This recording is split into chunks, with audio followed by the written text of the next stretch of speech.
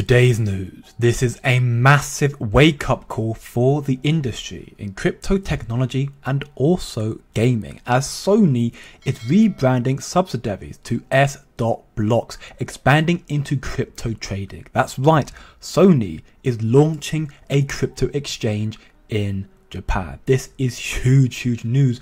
Soon PlayStation will eventually become crypto-centric with native wallets, and all games will run on blockchain. This is big news for a number of reasons. Of course, I'm not a financial advisor, this is my own opinion, but the way I see it, number one, this confirms to you that if you want to make money in other elements of crypto, then I'm telling you, start researching into crypto gaming projects, an extremely undervalued market with most coins being mid to micro caps, and therefore the potential is unimaginable to make unprecedented gains. Two, Ripple and XRP are already deeply embedded into Japan, with the CEO of SBI Holdings stating that every bank in Japan will use Ripple's XRP by next year, 2025. And as we can see right now, a study showcases that 80% of Japanese banks partner with Ripple, so we are not far off that prediction. In fact, Japan's SBI has started minting the World Expo 2025 NFTs on the XRP ledger already, which is huge news. And three, Asta is a wake-up call for the industry and will bring some of the biggest tech companies forward into the crypto space. So get ready for even more explosive adoption with crypto, and of course then also with XRP. Take a listen. This is where it starts to tie everything together. And I want to go to a clip real quick that gets into a little bit more around a project called Aster that was in this partnership. Take a look. The interesting thing is the Japanese government made Web3 as a national strategy. We already disclosed the information to make a blockchain together with Sony, which includes node management service and indexer service and wallet management. And we are focusing on entertainment right now. And we created a joint venture called Sony Network Communication Lab. We combine Sony and Lab, our company.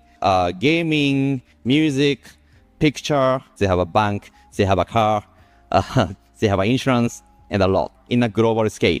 This can be one of the biggest projects. And I'm trying to make it happen within coming months. All right, so that was Sota Watanabe, and he is on Twitter here, and it shows here's a Japanese article you may know, head of Web3, who is going to lead the exchange, the one we're talking about, at Sony, is our external director of the company. We've made a plan of the chain layer 1.5 years ago. And of course, now they've started to enter the execution phase. This is going to be pretty big because I think it will set the tone for a lot of companies. Also, I think this will give a wake-up call to Microsoft. I think we'll see a wake-up call already with Meta, and I'll explain a little bit more about that because this I think starts to bring some of the biggest tech companies forward into the crypto space. See, that's what you've got to understand. The fact that XRP is so deeply ingrained into Japan makes this Sony announcement that much more bullish for XRP. I would even go as far as to say that Sony now wants a piece of this rapidly growing crypto market. They don't want to miss out on the money-making opportunity that crypto presents. That Sony therefore wants XRP, and that's the bottom line. The bottom line is there's no if, buts, or maybes, only absolutes. There is no choice, and if you think there is one, you are mistaken. As Cypress highlights in this interview with Paul Ryan, VC of T-Neo and former Speaker of the US House of Representatives, this new tech will be integrated into the back end of financial systems, and this is inevitable. Listen closely. How did we get here? As we talk about the digitalization of money, how did it get so politicized? How does technology get so politicized? It's easy politics. Well, first of all, we're going into an election year. There's that, but it's easy politics. And the politics come from a good place, I would say, the populism. It comes from a pro-privacy, pro-freedom place, so that's good. But it's such a misunderstood technology. Very few people know what it is, how it works, what it does. A lot of people think it's a choice as to whether this is going to happen or not. It's not. And the politics is very simple for ambitious populists. So the question is, can you see through this particular moment, the Overton window as we describe it?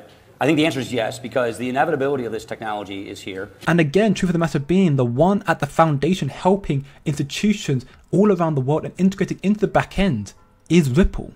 Ripple are the ones at the foundation of all these developments. Furthermore, we can see here CFTC chair, former CFTC chair, who is currently the CLO at Circle, Heath Talbot, emphasizes that stablecoins like USDC, and therefore soon to be the RLUSD as well when Ripple release that, are the answer to help protect the dollar to remain the world reserve currency. And the United States needs legislation if they don't want to risk losing its status, which we can hear a little bit more from the Good Morning Crypto here in this interview with Wall Street expert Linda P. Jones, the future of banking transitioning into a new system with XRP stablecoins. Pay attention. That's too important. So I think what we have is a parallel system that we're going to move over to this other system that is on the XRP ledger that has been worked on with all these banks around the world, with treasury departments around the world. We're now creating stable coins. The real US dollar is the Ripple stable coin. That is going to eventually be backed with value. And then other countries are going to have their stablecoin backed with value, and we're going to transfer over to a new system. We'll probably have some sort of a black swan event, maybe a cyber attack where banks go down over a weekend or something like that, and we switch over to the new system, and it's all pretty seamless. So, as I imagine now, if you'll be paying attention, I'm sure you can now see the speed in which this transition is occurring. Sony is just another industry, another institution to a long growing list that is already making this transition, or they will soon do so. There's no choice about it. They have to do this. And truth be told, whether you like it or not, this transition is all thanks to Ripple and XRP and their steadfast approach to the SEC, at least in America for this matter. Ripple beat them time and time again, exposing them for what they truly are: clueless, corrupt, and in need of replacing. As Ripple's chief legal officer Stuart already posted that for all the SEC has done to muddy the waters with its inconsistent legal theories, the courts are now seeing right through them. The Binance decision last night is long but absolutely worth a read. Binance's legal victory, or one-up leg up against the SEC, is massive for crypto and has a direct impact in the Ripple lawsuit, as the judge used Ripple's argument to defend Binance, proving as plain as day, once and for all, that in the courts of law, they officially recognize Judge Torres' XRP ruling as the law of the land. XRP laid a precedent for the rest of the industry. They're the ones allowing innovation to happen worldwide and definitely in America. This is why the US Supreme Court ruled to overturn the Chevron doctrine curbing federal agencies' power, kicking the SEC to the sidelines. This was a 40-year-old case that allowed federal regulators to enforce their own interpretation of ambiguous laws, and Ripple put an end to that. Take a listen. Decision by the Supreme Court to overturn what's called the Chevron precedent here.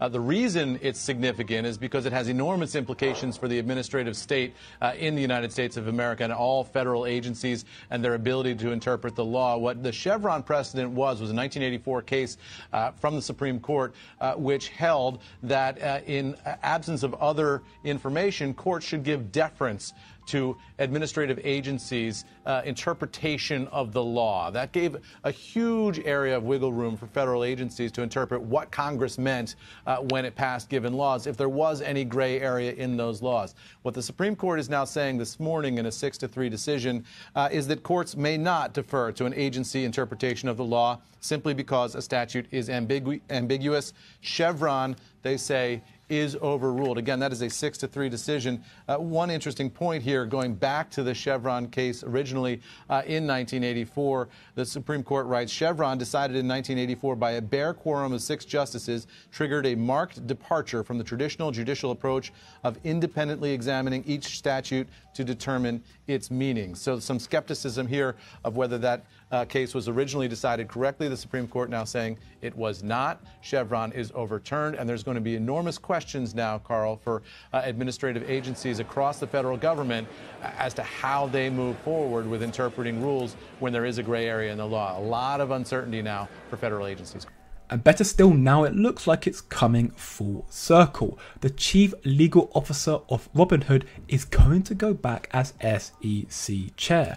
Another name that has come up is Dan Gallagher, who served as the SEC commissioner during Barack Obama's 2-term as president and now works as CLO of an investment platform, Robinhood. And Gallagher has stated that he is honored to be floated as a possible SEC chair in the Trump administration. That is big news. So we are not far off now from seeing the SEC of all agencies, and thankfully, rightly so, do a complete 180 from anti-crypto to all on board. And to give you an idea, as one final point, an idea to help you understand just how important crypto is, Ripple's technology, how important that is, to understand just how early we are.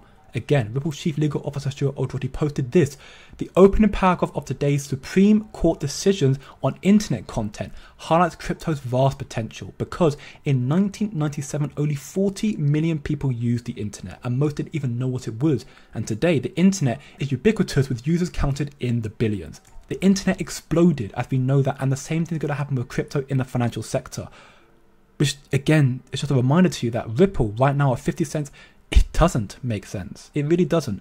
But all at the same time, that just proves to you how early we are in crypto, with adoption now at the tipping point, with institutions going all in, and they're all partnered with Ripple.